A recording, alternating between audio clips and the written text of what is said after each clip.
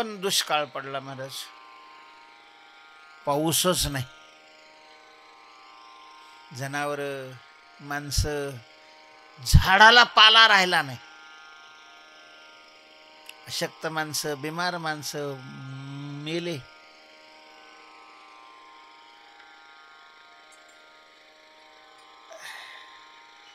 धंद्याचा काही संबंध नाही. कसं तरी अशा प्रकारचं मग दुकान बंद करून टाकलेलं आहे. बाजार हाट करायला सुरुवात केलेली आहे.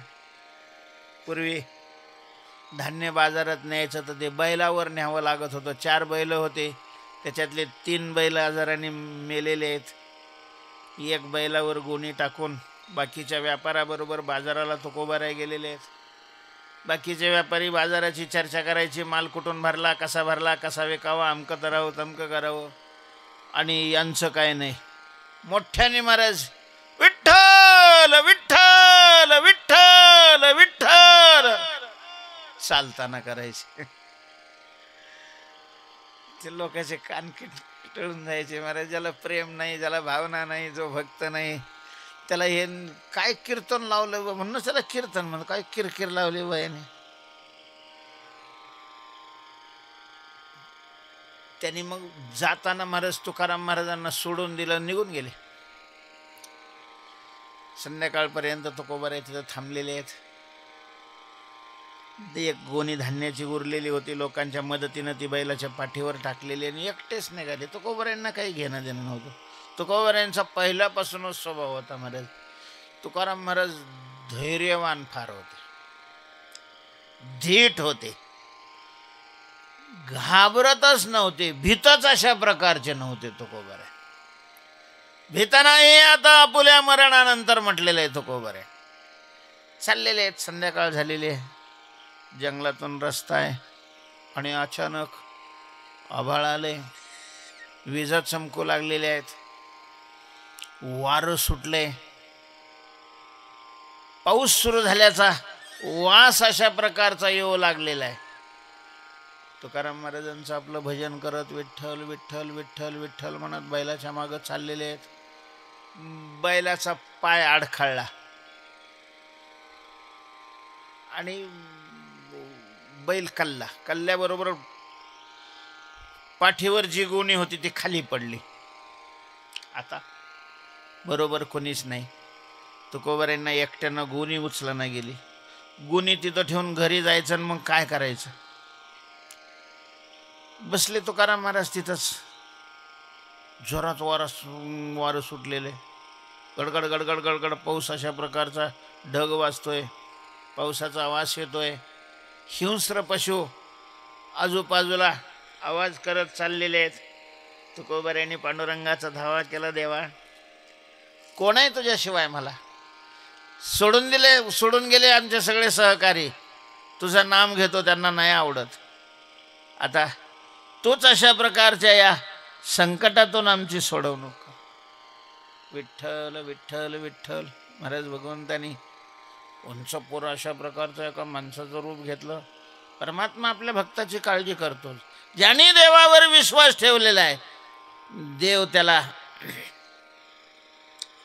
कधीच अशा प्रकारचं मोकलीत नाही.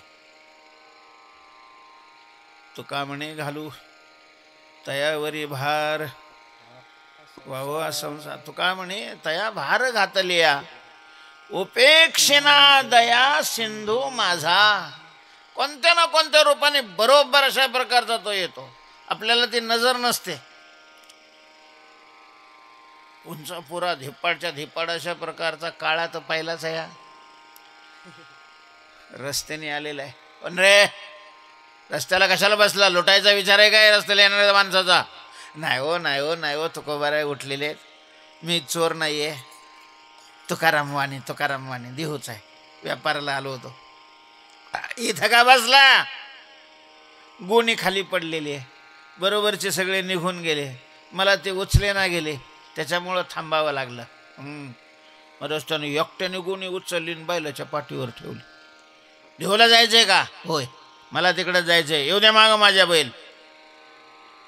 तो बैलाच्या पुढं चाललेला आहे. बैल मध्ये पाठीमागे तुकोबाराय आहेत. महाराज देवाचे किती काही आभार मानले. देवा बरं झालं बाबा या माणसाला तू पाठवलेला आहेस, नाही तर इथंच बसावं लागलं असतं. जर पाऊस आला असतं तर काय झालं असतं. नामचिंतन करत चाललेले आहेत. कडकड कडकड कडकड वीज चमकायची. वीज चमकली की समोर महाराज चालणारा माणूस तो चतुर्भुज दिसायचा. हा चतुर्भुज. तुकाराम महाराजांनी डोळे वगैरे चोळायचे, पुन्हा पाहायचं, पुन्हा वीज चमकले की पुन्हा तो माणूस वाटायचा. बाज होतोय आपल्याला. देहूच्या जवळ आलेले आहेत. वरती पाऊस झाल्यामुळं इंद्रायणीला पूर आलेला आहे. आता कसं करायचं, पुरातून कसं जायचं, बैल कसा न्यायचा, गोणी कुठं ठेवायचं. त्यांनी सांगितलं पाहतो मी किती पाणी आहे. आणि एका बाजूने तो गेला, खालून चक्र लावलं. मला काय पाणी नाही, गुडघे इतकंच पाणी आहे. आता तुकाराम महाराज त्या इंद्रायणीच्या काठावरच राहत होते. इतकं पाणी आल्यानंतर मध्ये माणूस बुडेल एवढा अशा प्रकारचं पाणी मध्ये राहतंय. आणि हा म्हणतो कसं काय बा. त्याच्या मागे बैल. गुडघ्या इतकंच पाणी असल्यामुळं काही अडचण नाही, फक्त याचे कोचे खवलेले आहेत. देहूत गेलेले आहेत. घरी नेऊन सोडलं. घरात गोणी उतरून ठेवली. बैलाला बांधूस्तोवर महाराज झाला पसार तो माणूस. तुकाराम महाराजांनी इकडं तिकडं पाहिलं, सगळीकडे पाहिलं, कुठंच तो दिसला नाही. तुकाराम महाराजाला वाटलं नाही हा सामान्य मनुष्य असू शकत नाही. कसं काय इतक्या लवकर तो, नक्की हा देव असला पाहिजे. देवाचं चिंतन करत झोपलेले आहेत. पुन्हा एका दिवशी मिरच्या घेतलेल्या आहेत. 3 गोण्या मिरच्या घेऊन कोकणामध्ये विकायला गेलेले आहेत. शंकराचं मंदिर आहे. मंदिराच्या समोर एक झाड होतं. त्या झाडाखाली मांडलं दुकान महाराज. 2 गोण्या एकावर एक ठेवलेल्या आहेत. एका गोणीचं तोंड मोकळं केलेलं आहे. तराजू वगैरे ठेवला, बसलेले आहे. विठ्ठल विठ्ठल विठ्ठल विठ्ठल करत. पहिलंच एक गिऱ्हाईक आलं, कशा लावल्या मिरच्या. आता मी काही दुसऱ्यापेक्षा वेगळं लावणार आहे का, जे लोकांनी लावलं तोच भाव आहे. लय बदमाश लोक महाराज. दुसरीकडे जर 10 रुपये असले तर अहो तिकडं 8 रुपये देतात ते, घ्या की 8 रुपये आपले बी.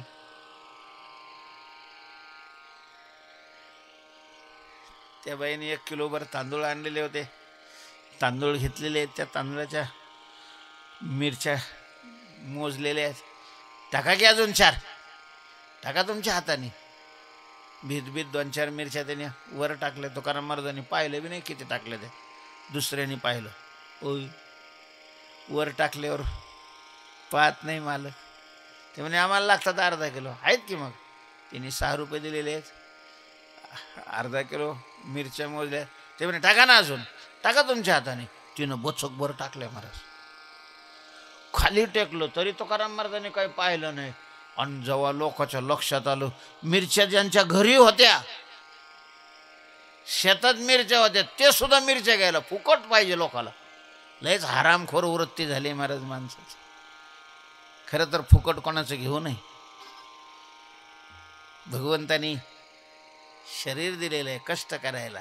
स्वरूप नाही आहे आपलं, शरीरात आपण आहे.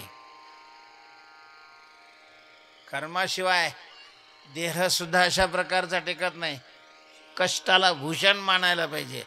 काय वृत्ती झाली माणसाची. हरामाचं खायला त्याला भाग्यवान समजतात. ज्याला कष्ट करावं लागत नाही, आई तर फुकट मिळतं, त्याला भाग्याचं समजतात महाराज. आणि ही वृत्ती जोपर्यंत भारतीयाची आहे तोपर्यंत काय जे गप्पा भारत 1 नंबर होणार आहे, कुठं जाणार आहे, काय होणार आहे. सगळं महाराज फुकट, सगळं शासनाने करावं वाटतं. पाऊस जास्त झाला द्या शासनाने, कमी झाला द्या शासनाने, अमकं झालं करा सरकारने. बरं आता फक्त पोरच काढून द्यावं सरकारने असं मानत नाहीत. काही तर आहे, काही पद्धत आहे. अरे तुम्ही मानव आहात, देवाने भगवंतानी नाही आम्हाला लागत सरकारचं असं म्हणायला पाहिजे. सगळे भिकारी, सगळे सारखे इथून तिथून. महाराज लोक तसेच, सामान्य माणसं तसेच, सगळेच तसेच. हे भिकार बंबू झालेले.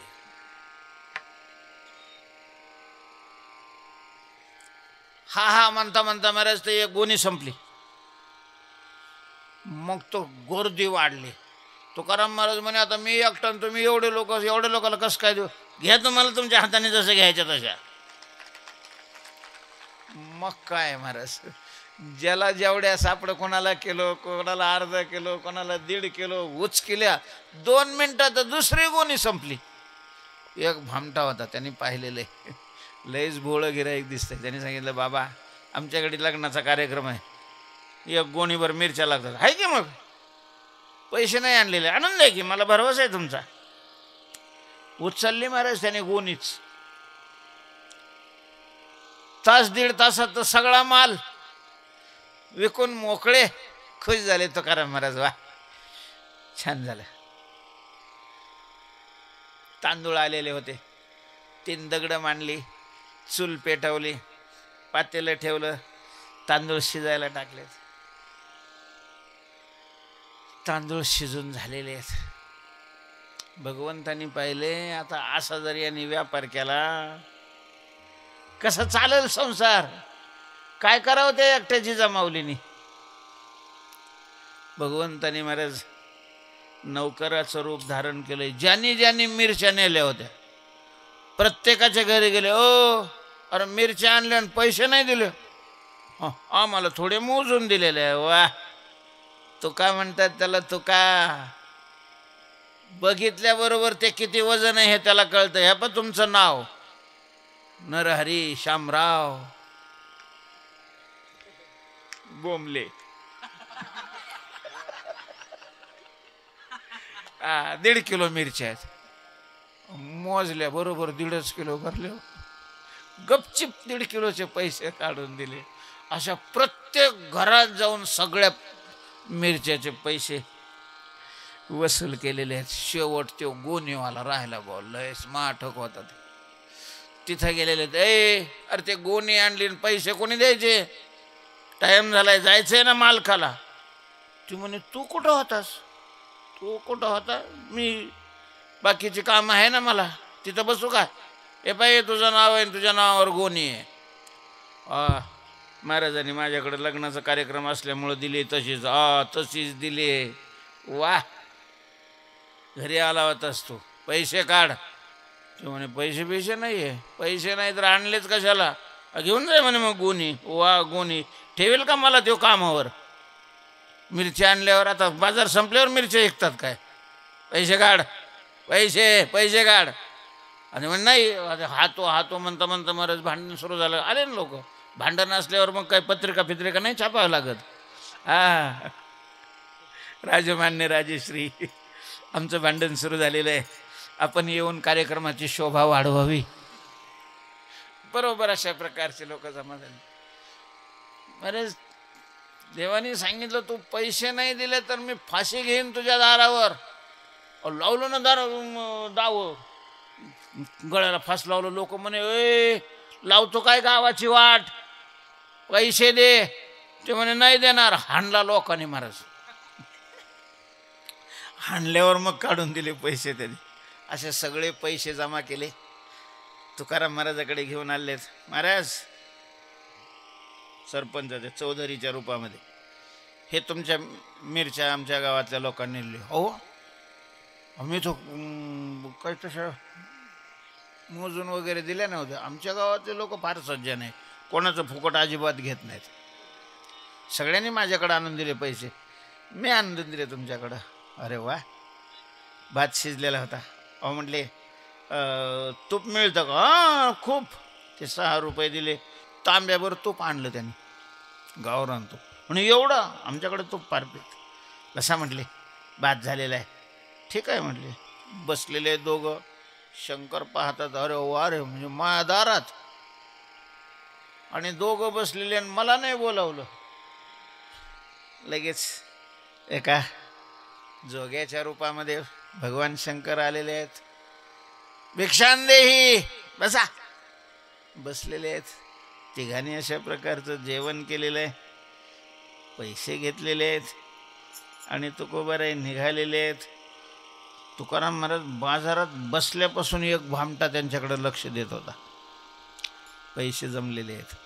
एकटेच तुकाराम महाराज चाललेले आहेत. बरोबर आळरानात त्यांनी गाठलं. महाराज राम राम महाराज, राम राम राम राम राम. काय करता म्हटलं, आमच्या पूर्वजाची खूप चांगली परिस्थिती होती, पण आता दिवस सगळे फिरलेले आहेत. लोकांचे पैसे द्यायला नाहीत. सोनं नाणं पण विकता येईना गेलं. लोक म्हणतील यांच्या बापाने एवढं कमवलं आणि हे असे घरातलं विकायला लागलेले आहेत, विकता येत नाही आहे. नाही विकावं तर उद्या जप्ती येते. कडे सोन्याचं घेता का? तुकाराम महाराजांनी पाहिलं, म्हटलं एवढे पैसे नाही बा माझ्याजवळ, थोडे एवढे एवढे आहे पैसे. तो म्हटलं काय हरकत नाही, तेवढे द्या, बाकीचे नंतर द्या, मला भरवसा आहे तुमच्यावर. दिले त्यांनी सगळे पैसे मिरचीचे. त्या माणसाला ते कडं घेतलं. घरी आलेले आहेत तुकाराम महाराज आलेले, कळालं की सगळे सावकार जमा झालेले आहेत. किती की विक्री झाली, आमचे किती देता, आमचे किती देता. ते म्हणे तुकाराम महाराज हे पा, हे सोन्याचं कडं घेतलंय मी, हे मोडा, आमच्याही घरी काही खर्चाला द्या आणि तुम्ही वाटून घ्या. ते कडं पाहिलं तर ते सावकारच लोक त्यांनी घासलं कांशीवर. मध्ये सगळं पितळ दिलं टाकून, म्हणे पितळ आहे काय याचं येणार आहे. लोक निघून गेलेले. जिजामाऊलींना खूप खूप खूप अशा प्रकारचं वाईट तन तन जिजामाऊलीचा स्वभाव.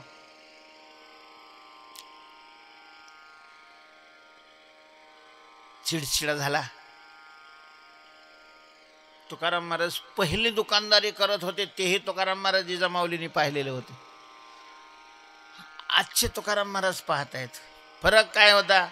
पहिल्यांदा जेव्हा दुकानदारी करत होते त्यावेळेला विठ्ठल विठ्ठल म्हणत नव्हते, आणि आता जे परिस्थिती आहे ते विठ्ठल विठ्ठल चालू होतं. जिजामाऊलीलाही वाटलं की हे विठ्ठल विठ्ठल म्हणल्यामुळंच सगळं आपलं वाटोळं झालंय. या विठ्ठलाने सगळं घर बसवलं. घरात विठ्ठलाचं मंदिर, मंदिराचं झाडायचं काम जिजामाऊलीकडे होतं. पण मग महाराज कधी दर्शन नाही केलं विठ्ठलाचं. झाडून काढलं का असा खराटा दाखवायचा त्याच्याकडं, मेल्या मुडद्या, माझ्या संसाराचा इस्कोट केलास, तुझ्या सुद्धा संसाराचा इस्कोट झाल्याशिवाय राहणार नाही. अशा प्रकारच्या शिव्या द्यायच्या. भगवान हसायचे. याला शिव्या दिल्यावर हसायची फार हाऊस आहे महाराज. कारण गोकुळामध्ये सुद्धा त्या गवळणी शिव्या दिल्या का हा हसायचा. त्या शिव्या देत नसल्या तर त्यांनी शिव्या द्यायला पाहिजे अशा प्रकारची तिथं कामं करायचा. हसत असे शिव्या देता त्या गवळणी, मरता जप ध्यानी नये. काय करावं, कसा चालेल संसार? यांना तर अशा प्रकारचं हे देवाचं ज्ञान लागलेलं आहे. कसं होईल अशा प्रकारचं? जिजामाऊली चिंता करायची. मग पुणे त्यांना पैसे बी देईना गेलं. व्यापार कसा करायचा? शेवट जिजामाऊलीने एका सावकाराकडून स्वतःच्या पतीवर 200 होन आणलेले आहेत. तुकाराम महाराजाला दिली. सांगितलं, महाराज माझ्या पतीवर आणलेले आहेत आणि तुम्हाला माझा स्वभाव माहिती आहे. सरळ माल घ्यायचा, विकायचा आणि इकडं पैसे आणायचे. तिकडं उदारपणा नका करू. नाही नाही, मी कशाला करतो उदारपणा. झालं, पैसे घेतलेत, गुळ भरला, कोकणात नेऊन विकलेला आहे. तिकडचं मीठ भरलं, वरती आणून विकलं, पुन्हा तिकडचा माल भरला, खाली नेऊन विकलेला आहे. 2-3 बाजार केले महाराज. चांगला व्यापार झाला होता. 300-350 अशा प्रकारचे होणं एवढं पैसे झालेले आहेत. खुश होऊन तुकाराम महाराज निघालेत. एवढ्यात समोर एक विचित्र दृश्य पाहिलेलं आहे. एक ब्राह्मण, त्याच्या मानगुटीवर असं लाकूड, शिवळ लाकूड आहे, त्याचे हात त्याला बांधलेले आहेत, दाढी वाढलेली आहे, केस वाढलेले आहेत.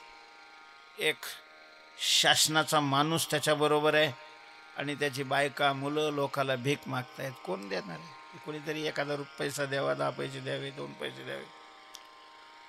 तुकाराम महाराजांना पाहून त्याला दया आलेली आहे. का रे बाबा, तुझी का अशी परिस्थिती झाली? ते म्हणे, महाराज रडायला लागला. काय सांगू तुम्हाला, पोलीस पाटील की माझ्याकडे होती, पण आमच्या भाऊबंधांनी वरच्या अधिकाऱ्याशी संगनमत करून माझ्या विरोधात कट रचला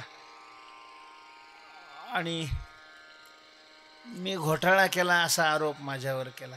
केस माझ्या विरोधात लागली. दंड झाला मला 300 रुपयाचा. जे काही होतं ते सगळं विकलं. 50 रुपये झाले, तेवढे दिले. 250 रुपये राहिलेले आहेत. आणि त्यांनी सांगितलं जोपर्यंत हे पैसे मिळत नाही तोपर्यंत भीक मागायची आणि पैसे जमा करायचे. भीक मागतोय. तुकोबारायांना दया आली. 250 रुपये राहिलेले. हो दिले महाराज. त्याच्यातले 250 रुपये काढून त्याची सोडवणूक केलेले. ते लाकूड काढलं, न्हाव्याला बोलवून त्याची हजामत वगैरे केली, त्याला स्नान घातलं आणि उरलेल्या पैशाचं जेवण करून त्याला आणि आणखीन ब्राह्मण वगैरे लोकांना जीव घातला. त्यांनी आशीर्वाद दिला. आणि मग जिजामाऊलीची आठवण झाली. अरे बाप, आता काय व्हायचं. ते मग तिकडे देहूला गेलेच नाही, इकडे आले शिंगणापूरला. सप्ताह चालू होता तिथं अशा प्रकारचे बसलेले. देवाला काळजी महाराज. देवाने तुकाराम महाराजांचं रूप धारण केलेलं आहे. ज्यांच्याकडून पैसे जिजामाऊलीने काढलेले होते त्याला त्याचे व्याजासह पैसे परत दिलेले आहेत. त्याच्याकडून पावती मागून घेतलेली आहे. पावती दिल्यानंतर सांगितलं की ही पावती आणि हे होन घरी जिजीला नेऊन द्या. ते पण तुम्ही काहून नाही देत. रागावल माझ्यावर, इतके दिवस झाले आणि एवढेच कसे आणले म्हणून, तुम्ही जा. बरं, त्यांनी ती पावती आणि होन दिले आणि सांगितलं की महाराजांनी पैसे भरलेले. आणि ते कुठं गेले, ते कुठं गेले मला नाही माहिती. बरेच दिवस झालेले. तुकाराम महाराजाला वाटलं आता इसर पडला असेल. आणि पुन्हा हळूच मंदिरामध्ये आलेले आहेत. टाळ वाजायला लागलेलं आहे. जिजामाऊलीने ओळखलेले आलेले आहेत. पैसे तर दिलेले होते. पुरीच्या हस्ते भाकर भाजी पाठवलेली आहे, सेवन केलेले आहे. पण मग नंतर तुकाराम महाराजांना कळालं की असं असं झालेलं आहे. तुकाराम महाराजांच्या लक्षात आलं कोण आहे का दुसरं करणार. पांडुरंगाशिवाय कोण आहे महाराज जो त्याचं चिंतन करतो, त्याची सगळी काळजी. योगक्षेमं वहाम्यहम् अरण्यास चिंतयन्तो मां ये जना पर्युपासते. बीजदळोनिया केले आराधना, लागे नारायणा पेरणे, लागे नारायणा पेरणे. बीजदळोनिया केले आराधना, लागे नारायणा, लागे नारायणा.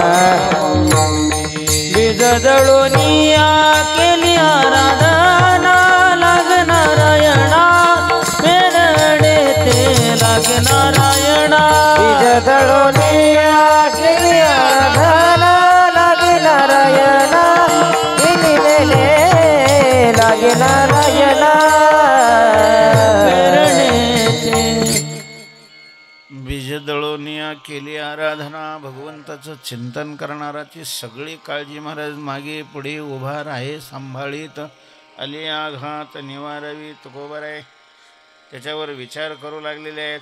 आणि विचार करून तुकोबारायांनी काय निश्चय केला, अशी पुढची कथा उद्या पाहू. आजची वेळ संपलेली आहे. श्री तुकारामा, तुकारामा, प्रिय श्रीरामा, तुकारामा, असुरविरामा, तुकारामा, आनंदरामा, तुकारामा, चैतन्यभूषण, तुकारामा, अषांडदूषण, तुकारामा, कथामृत अशना, तुकारामा, मोहशत्रू शासन, तुकारामा, महावाणी, तुकारामा, बाबाजी शिष्य शिरोमणी तुकारामा, अमृत संजीवनी. बोला तुकारामा.